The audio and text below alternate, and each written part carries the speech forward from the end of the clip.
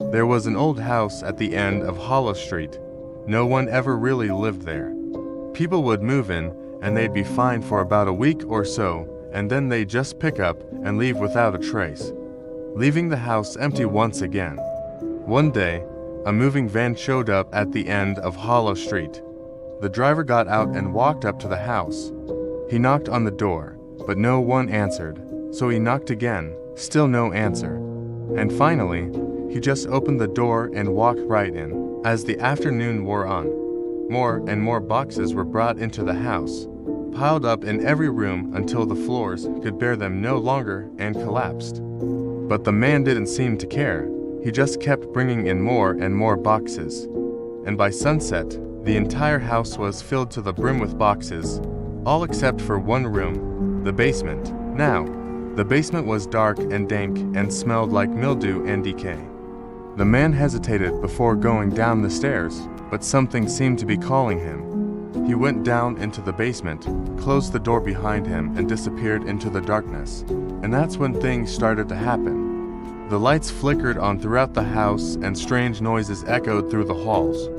At first, it was just muffled sounds like footsteps and whispers, but slowly they grew louder and more distinct. In the living room, the couch began to move. It shuffled closer to the TV, then stopped. The armchair followed suit, inching its way towards the couch until they were side by side. The lamps on the end tables moved next, swiveling to face the couch like they were curious about what was going on. Upstairs, in the bedroom, the wardrobe rumbled closer to the bed. Its doors creaked open as if inviting the man to come inside. On the dressing table, the mirror tilted towards the bed, its shards reflecting the light from the wardrobe like 1,000 tiny stars. In the kitchen, the fridge rumbled, its door swinging open as if offering up its contents. The kettle on the counter whistled, its tune echoing through the empty rooms. The toaster popped up a piece of bread as if waiting for someone to make a sandwich, and in the bathroom, the bathtub filled with water, its porcelain depths shimmering under the harsh fluorescent light. The shower curtain rustled as if someone was about to step inside. The sink turned on, filling the basin with water, ready for washing. But there was no one there. The house was still empty. Or was it? Suddenly, the sound of footsteps echoed on the stairs. They were slow and deliberate, like someone walking in a hurry. The man downstairs heard them, his heart pounding in his chest. He knew he should get out of there, but something was keeping him rooted to the spot. He listened intently as the footsteps approached, each step bringing them closer. Then he saw them. A pair of feet in old, worn slippers emerged from the darkness, followed by a pair of legs clad in faded sweatpants. Then the man came into view. His face was pale and drawn, his eyes vacant and lifeless. He was bony and frail, like he hadn't eaten in days. The man watched in horror as the emaciated figure shambled closer, his eyes fixed on the floor. "Who are you?" the man whispered, his voice shaking. The emaciated man didn't respond. He just kept coming closer, his gaze unwavering. The man stood up and backed away, tripping over a box and falling onto the floor. He scrambled back, trying to put as much distance between himself and the emaciated man as possible. But it was too late. The figure loomed over him, his eyes boring into his soul.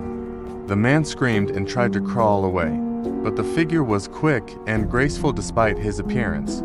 He reached out a skeletal finger and pressed it against the man's lips. The man recoiled, but the figure's grip was strong. He leaned closer and whispered, "Don't stay too long." Then he vanished. The man sat there for a moment, his heart pounding in his chest, trying to catch his breath. When he finally looked up, the figure was gone. The only evidence that he had ever been there was the faint smell of mildew and decay. Shaking, the man got to his feet and stumbled out of the basement. He needed to get out of that house, but as he started up the stairs, he felt something crunch under his foot. He looked down and saw a leather journal. He picked it up and brushed off the dirt and grime. The cover was intricately carved with images of trees and vines. As he opened it, the pages rustled like dead leaves. He read, "Beware the house on Hollow Street. When night falls, It comes alive with sounds and sights that will haunt your dreams.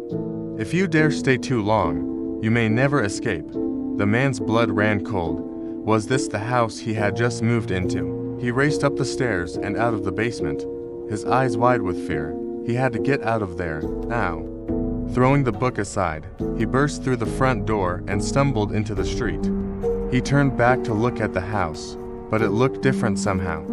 It wasn't quite as creepy as it had been before. Maybe it was the moonlight, he thought. Maybe it was just his imagination. He shook his head and started walking away, but he couldn't shake the feeling that he was being watched. He quickened his pace, then broke into a run. He didn't stop running until he was far away from the house on Hollow Street. When he finally slowed down, he realized he was lost. He didn't recognize the street he was on, and the houses looked unfamiliar. He pulled out his phone and tried to call a friend, but he had no signal. He was in the middle of nowhere, surrounded by tall trees and creepy old houses. He started walking, hoping to find a street sign or someone who could help him, but it seemed like the entire town was deserted. There were no cars on the road, no lights in the windows, not a single soul in sight. It was like the entire town had been abandoned, like it had been evacuated in the middle of the night. The man's heart started to race again. Was this part of the curse? Did the house have some kind of power over this town? He tried to calm himself down, telling himself that it was just a silly story, an old wives' tale. But deep down, he knew there was something sinister lurking in this town, something evil that had been awakened by his presence. He turned down a narrow alley, hoping to find an exit, when suddenly a voice startled him. Looking for something, the man whirled around, but there was no one there. Then he heard it again, looking for something. This time the voice seemed to be coming from the buildings themselves, from the walls and the trees. The man froze, his blood turning to ice. He knew he wasn't alone. Something was here with him, something evil that had been watching him the whole time. He started to scream, but no sound came out. His throat was hoarse with terror. He tried to run, but his legs felt like lead. He collapsed to his knees and cried out in despair. Then he felt it, a cold, slimy hand clamped over his mouth, stifling his screams. He thrashed about, but it was no use. Strong arms pulled him off his feet and dragged him deeper into the alley. He struggled against his unseen assailant, but it was no use. He was being pulled away from the only hope he had of escaping this nightmare. He cried out in anguish, his voice echoing through the empty streets. But no one came to his rescue. No one even heard his cries. He was alone in this nightmare, trapped in a never-ending darkness. Next morning, the sun shone brightly over Hollow Street. Birds chirped merrily in the trees and children laughed as they played hopscotch on the sidewalk.